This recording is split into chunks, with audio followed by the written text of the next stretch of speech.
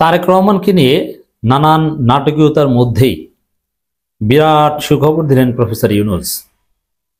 কি ঘটতে যাচ্ছে দর্শক? খবর, আগামী নির্বাচন ও গণভোট হবে শান্তিপূর্ণ উৎসব মুখর। অন্যদিকে তারেক রহমান দেশে আসতে পারছেন না, এ কারণে বিএনপির লোকজন প্রচার করছে নির্বাচন হবে না। সরকার বলছে নির্বাচন হবে তো হবেই, উৎসবপূর্ণ এবং শান্তিপূর্ণ হবে। এবং কেমন, কিসের নির্বাচন হবে? শুধু জাতীয় নির্বাচন না, গণভোটও হবে। যে গণভোটের চাইতে তারেক রহমান আলু পেঁয়াজ সংরক্ষণাগার তৈরি করতে বলেছেন, কিন্তু কোনো সংরক্ষণাগার তৈরি হয়নি, গণভোট হচ্ছে। তারেক রহমান নাই, আলু পেঁয়াজও নাই, আছে ওটা কৃষকদের কাছে আছে। বিএনপির আলু পেঁয়াজও নাই, গণভোট আছে, তারেক রহমানও নাই, কিন্তু নির্বাচন হবে। শুধু হবে না, দুইটা বিষয়, একটা হচ্ছে উৎসব মুখর ও শান্তিপূর্ণ হবে। আর ইসি সচিব বলছেন শতাব্দীর সেরা নির্বাচন, শতাব্দীর শ্রেষ্ঠ নির্বাচন চাই আমরা সবাই মিলে। দেশ নির্বাচনী ট্রেনে উঠে গেছে, সবাই প্রস্তুতি নিচ্ছে। জামাত, চরমনাই, অন্যান্য দল মানুষের দ্বারে দ্বারে যাচ্ছে, আর বিএনপি চুপচাপ। বিএনপির কোনো প্রচারণা সারা দেশে নাই, তাদের কোনো কার্যক্রম নাই। কেন থাকবে? তাদের তো নেতা নাই। তাহলে এই যে ইউনূসের এই বক্তব্যটা, এটা বিএনপির জন্য খুব শকিং, যে উৎসব মুখর ও শান্তিপূর্ণ পরিবেশে শতাব্দীর শ্রেষ্ঠ নির্বাচন হতে যাচ্ছে, ইতিহাসের সেরা নির্বাচন হতে যাচ্ছে, এবং টাইমলি উইদিন মিড ফেব্রুয়ারি, বিফোর নেক্সট রমাদান, এটাই হতে যাচ্ছে।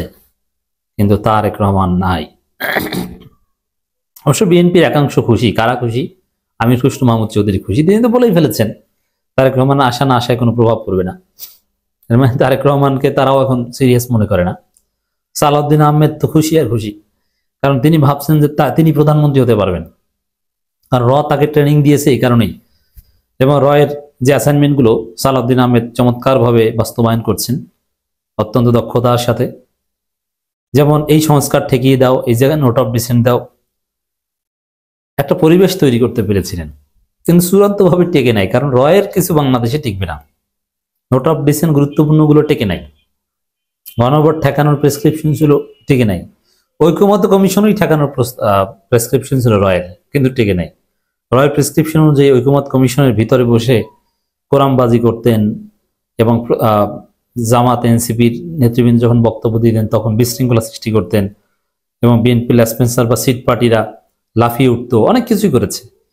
কিন্তু এর কোনো অ্যাসাইনমেন্ট চূড়ান্তভাবে ইমপ্লিমেন্ট হয়নি। কিন্তু এই এর অ্যাসাইনমেন্টগুলো নিয়ে যেভাবে সালাউদ্দিন দৌড়ঝাঁপ করেছে বা চেষ্টা করেছে, তার মতো অন্য কেউ পারতো না। এ কারণে এবং ভারত চায় যে বিএনপি জিতলে তারেক রহমানই প্রধানমন্ত্রী হোক, সালাউদ্দিন প্রধানমন্ত্রী হোক। এ কারণে খুব স্বাভাবিক সালাউদ্দিন আহমেদ চাইবেন যাতে তারেক রহমান দেশে আসতে না পারেন। এখন ওইটাই চলছে। আর এর মধ্যেই খবর, তারেক রহমান আসবেন কি আসবেন না, এখানে একটা কঠিন ধরা খেয়েছেন সরকারের কাছে। আমরা এটা বলেছি, ইউনূস সরকারের পক্ষ থেকে 4 দফায় ক্লারিফাই করা হয়েছে, আপডেট দেওয়া হচ্ছে। প্রথমে প্রেস সচিব বলেছেন সরকারের পক্ষ থেকে কোনো রেস্ট্রিকশন নাই তারেক রহমানের দেশে ফেরার। বিএনপি বলছে যে ব্যারিকেড আছে, সরকার বলছে কোনো ব্যারিকেড নেই। পররাষ্ট্র উপদেষ্টা বলেছেন আসবেন, ট্রাভেল পাস চান, একদিনের মধ্যে দিব। তারপরে আবার পররাষ্ট্র উপদেষ্টা বলেছেন না, কোনো ট্রাভেল পাস তো চাইনি, চাইলে দিয়ে দেব, চান, চায় না। আবার সালাউদ্দিন এবং ফখরুল বলেন যে শীঘ্রই দেশে আসবেন, কিন্তু ট্রাভেল পাস চান না। তাহলে আসবেন কিভাবে? আবার বিএনপি কল্প কাহিনী ছড়াচ্ছে যে তুরস্কের গোয়েন্দা সংস্থা এবং জামাত এরা নাকি কি করছে। মানে সিনেমার কাহিনীও একটু বাস্তবসম্মত হতে হয়।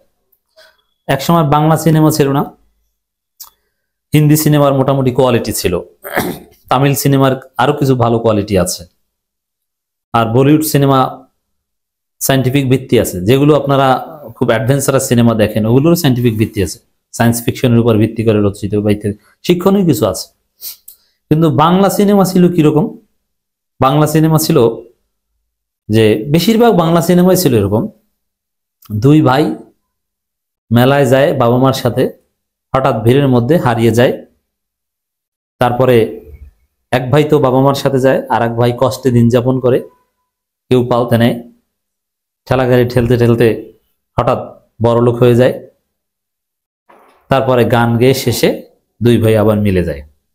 অথবা একটা সময় নায়কের স্মৃতি কোনো গাড়ির সাথে বা ঘরের সাথে গাছের সাথে ধাক্কা লেগে স্মৃতি ভুলে যায়, আর সিনেমার শেষের দিকে আবার ধাক্কা লেগে স্মৃতি ফিরে আসে, ওইটি সিনেমা। যে এই যে কোয়ালিটিহীন Bangla cinema, third class Bangla সিনেমার যে গল্প, যেটা একদম হাস্যকর, এখন বিএনপির গল্প এখন ওইরকম, গাছের সাথে ধাক্কা লেগে স্মৃতি আউট হয়ে যাওয়া, একটু পরে আবার স্মৃতি ফিরে আসার মতো, অথবা মেলায় হারিয়ে যায়, গান গাইতে গাইতে শেষে আবার ফিরে পায়, মিলে যায়, গান গাইতে থাকে, হঠাৎ দেখা হয়ে যায়। বিএনপির রাজনীতি ওই রকম বাংলা পুরনো বাংলা সিনেমার মতো, সেই ওমর সানিদের বাংলা সিনেমার মতো, জাফর ইকবালের বাংলা সিনেমার মতো, জসিমের বাংলা সিনেমার মতো, ঠেলাগাড়ি ঠেলতে ঠেলতে বড় হয়ে যায়, আর শাবানা সেলাই মেশিন চালাতে চালাতে স্বাবলম্বী হয়ে যায়। এর বাইরে কোনো গল্প বাংলা সিনেমায় ছিল না। কি ঠিক বলেছে কিনা? তা বিএনপি হচ্ছে এখন ওইগুলো, যে এখন তারা বাংলা সিনেমায় তুরস্কের গোয়েন্দা সংস্থা নিয়ে এসেছে, যেটা একদম হাস্যকর। যারা ইন্টেলিজেন্সের কোনো খোঁজ খবর রাখেন তারা হাসছেন যে এইসব কি বলছে, মানে কি আর বলবে যে তারেক রহমান আসছেন না, তার পিছনে কি বলবে। এর মধ্যে আবার ইউনূস সরকার এক এক সময় এক একটা ঘটনা ঘটান, বিরাট বিরাট সুখবর দেন, একটু জাতি খুশি হয় আর বিএনপি কান্নাকাটি করে। নির্বাচন হবে, নির্বাচনী জোয়ারে আছে, প্রস্তুতির জোয়ারে আছে। ইসি সচিব বলছেন আমরা নির্বাচনী প্রস্তুতির জোয়ারে আছি। ইউনূস বলছেন উৎসব মুখর এবং শান্তিপূর্ণ হবে। আর বিএনপি যে আরে তারেক রহমান বাদ, খালেদা জিয়ার জন্য একদিকে দোয়া করা হচ্ছে, খালেদা জিয়ার জন্য পুরো জাতি দোয়া করছে, বিএনপির আলাদাভাবে দোয়া করার দরকার নাই। আর বিএনপি যে দোয়া করছে ওটা সুন্নতি স্টাইলে দোয়া না, ওইভাবে বেদাতি পদ্ধতিতে দোয়া করলে দোয়া কবুল হয় না, দোয়া করতে হয় সুন্নতি পদ্ধতিতে। এটা দোয়া কবুলের একটা শর্ত। আপনি বরিশালের একটা জায়গা থেকে আমি খবর পেলাম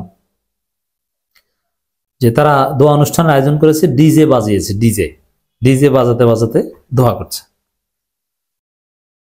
অন্তর্বর্তী সরকারের প্রধান উপদেষ্টা প্রফেসর ডক্টর মোহাম্মদ ইউনূস বলেছেন উৎসব মুখর হবে এবারে জাতীয় নির্বাচন ও গণভোট, ঐতিহাসিক এ নির্বাচন নিয়ে জাতি গর্ব করবে। কোন নির্বাচন নিয়ে? যে নির্বাচনে তারেক রহমান থাকবে না, আওয়ামী লীগ থাকবে না। মজা না? মিরপুর সেনানিবাসে ন্যাশনাল ডিফেন্স কোর্স ও আর্ম ফোর্সেস ওয়ার্কফোর্স 2025 অনুষ্ঠানের সমাপনী বক্তব্য নিয়ে কথা বলেন। মজার বিষয়, এটা সেনাবাহিনীকে সামনে রেখে বলেন। ওয়াকার লাইনে এসেছে, সেনাবাহিনী নিয়ে যে উদ্বেগ ছিল, উৎকণ্ঠা ছিল, সেই রিফাইন্ড আওয়ামী লীগের থিওরি ছিল ওয়াকারের, কিচ্ছু না, সব বাদ।